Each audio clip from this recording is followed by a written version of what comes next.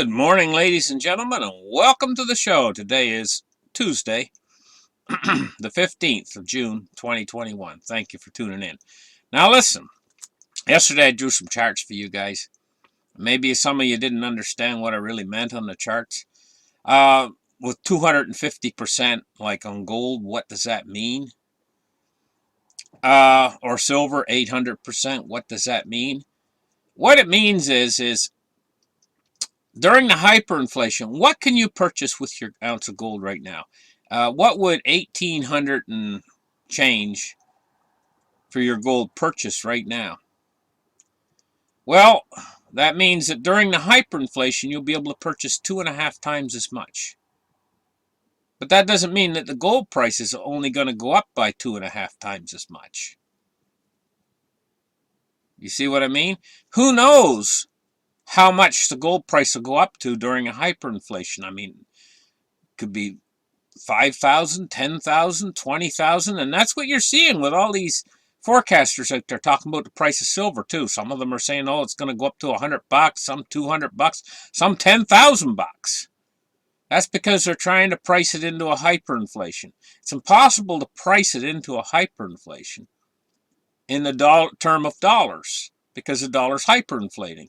So what I'm doing instead is I'm saying, what percentage compared to what you can buy right now of purchasing power does it have?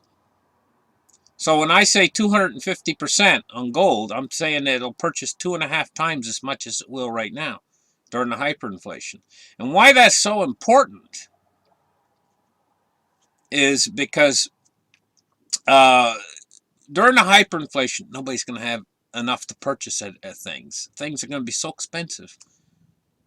And your wages are going to keep up somewhat, but it's not going to keep up enough as the inflation rages.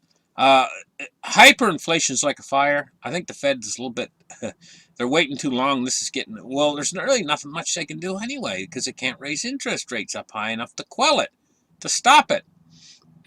So it's going to get out of control. So we're going to have a big Fed meeting, guys. Big Fed meeting coming up.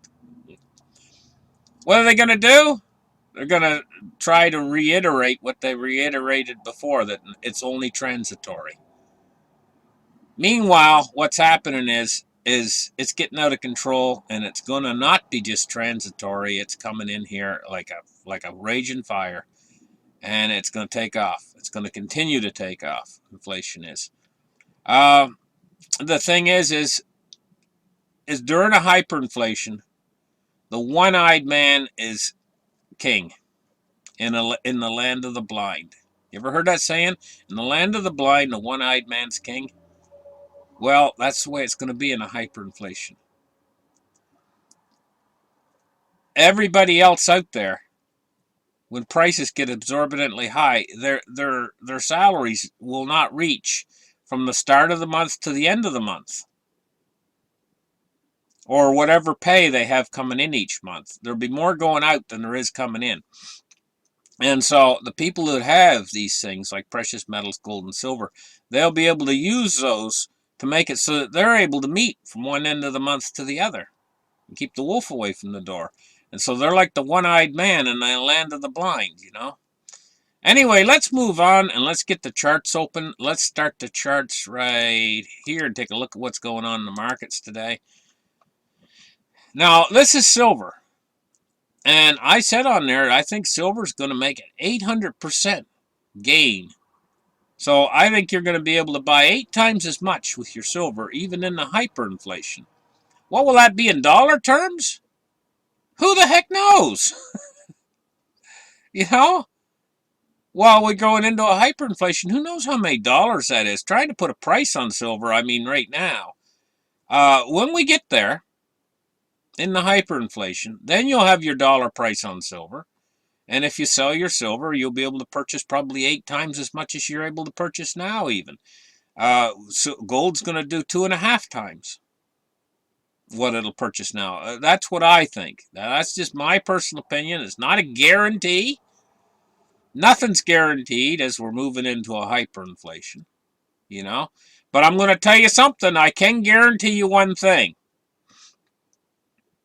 If you were to hold that, say silver's 27.60 an ounce, and say there's a bit of a premium on it or whatever. Let's say $40. I'm just guessing, you know. You buy an ounce of silver. So you go in and you buy an ounce of silver right now with two $20 bills. One thing I can guarantee you 100%, that in a couple years from now, when we're in the hyperinflation, that silver that you bought, if you buy it for $40, will do a whole lot better than if you took those two $20 bills and put them away for yourself in a tin can, you know, and waited the 2 years. Or if you take that silver coin and put it away and waited for 2 years. I'm going to guarantee you that silver is going to do better than the two $20 bills will, like 2 years from now. Because the purchasing power of those two $20 that you put away in a tin can probably be down to nil. But your silver coin would still be a silver coin. It's still, this is the way it's been all the way from going back into the 1800s. It's been a slow disintegration of the dollar.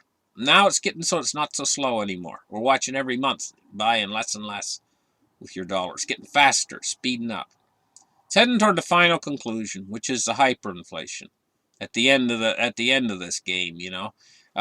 So if you went back into the early part of the 1800s or whatever, you know, what your ounce of silver and stored it all those years, you'd see really big gains till now. And it's just a continuation is all. So let's move on here and let's take a look now at the cryptos.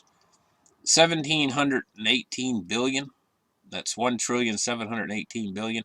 We're looking at a Bitcoin price that's over 40,000. Well, right around 40,000. What's 40,000 just when I looked? Now it's 39,967.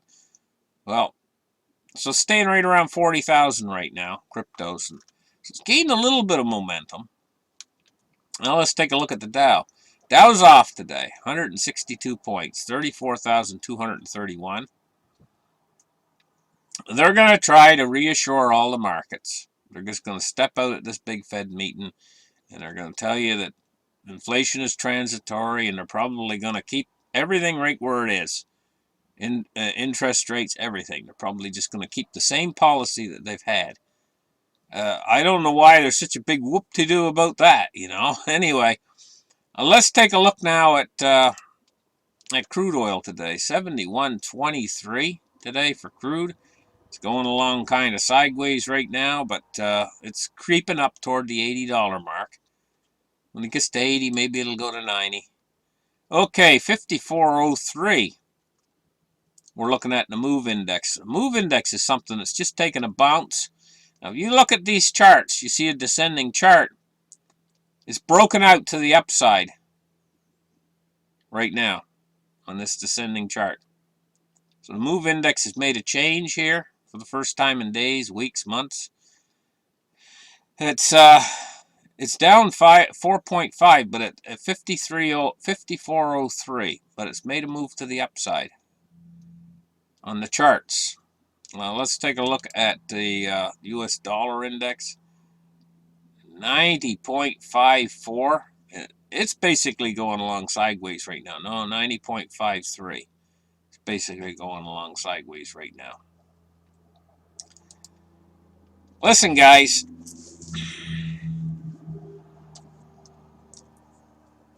The hyperinflation, some of you guys want to know, when's it going to start?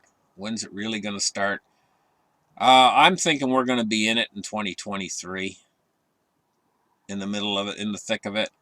And I don't think it's really going to end until about 2024. Sometime probably in 2024. And, you know, it's going to be such a rough time. It's going to be a depression, a hyperinflationary depression, that has an impact about 4 times greater than the Great Depression.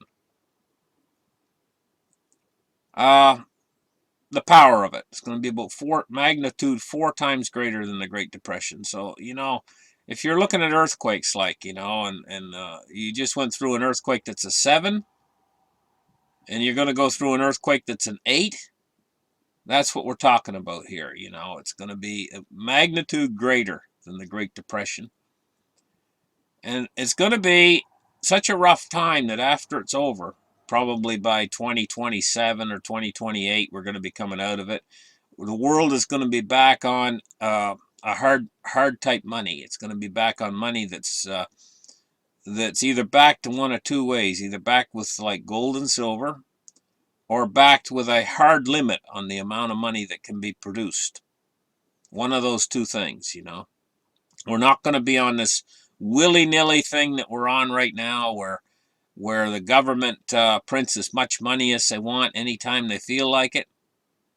Central banks will be gone forever. They're never going to go back to fiat currencies, and they're never going to go back to, after what happens, never going to go back to central banks again. And it's going to leave such a mark on all the people that go through it. It's going to leave a mark for several generations. It's something that they're going to talk about in the history books probably for 100 or 200 years. Actually, they won't have history books. They'll probably have it on computer, and the kids will have to study it.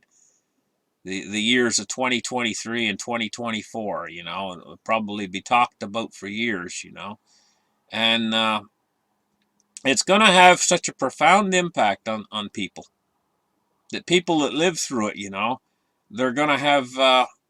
they're going to be like hoarders. They're going to save everything. There's going to be a whole generation of people out there that's not going to throw anything away or take anything for granted. They're not going to be like the people that come through it. Right now, they might be spoiled, superficial. By the time they come through this thing, on the other side of this thing, they're not going to be spoiled anymore. They're not going to be superficial anymore. They're going to change. It's going to change them. It's going to change everybody in the entire world for generations after. Well, at least for one or two generations after. It's going to have such an impact. And people are never going to, they're going to always wonder, why did we do that to ourselves? What were we thinking when we allowed a central bank to take control over everything? Were we crazy? They're going to look back in history at that period in time, and then you guys are going to live through it. And you're going to manage your way through it one way or another, you know. And just like anything, it's going to be tough. It's going to be like Venezuela worldwide, what Venezuela lived through in the recent history, I heard that in Venezuela, they got so hungry that a truck was driving by or something with cattle on it and stuff. People just rushed it, and they were eating the meat raw. From what I heard. Now, I don't know if that was true or not, that story, but I heard that story. And the crime rate, I can't tell you in a situation like this what happens to the crime rate. It was dangerous to travel to Venezuela in the hyperinflation. It's dangerous to travel to areas like that during a hyperinflation. So the whole world's going to become dangerous, and it's going to be a rough time to live through. But, if you got gold and silver, or if you're going to be able to have a little bit more than the other people to be able to feed yourself, but you're going to have to keep a low profile during these rough times, You're not going to, if it's just like, anyway, we're getting closer and closer to it by the day as we see the inflation heat up. Now, last year I was talking about it, and I was telling you guys about what it would be like right now. I said we were going to be in a weak economic recovery, and you would see prices rising on almost everything, and things would be looking better than they are right now. And I was telling you that when the COVID was like going crazy, and everything was on lockdown, and I was telling you how things would look a little bit better now, and they do. You're in the period that I was talking about before. Well, what I'm telling you about now is what's going to happen in a year from now or 2 years from now. This rough patch we're going to go through, Anyway, thank you guys for listening. Like and subscribe, and we'll catch you guys in the very next show. Bye-bye.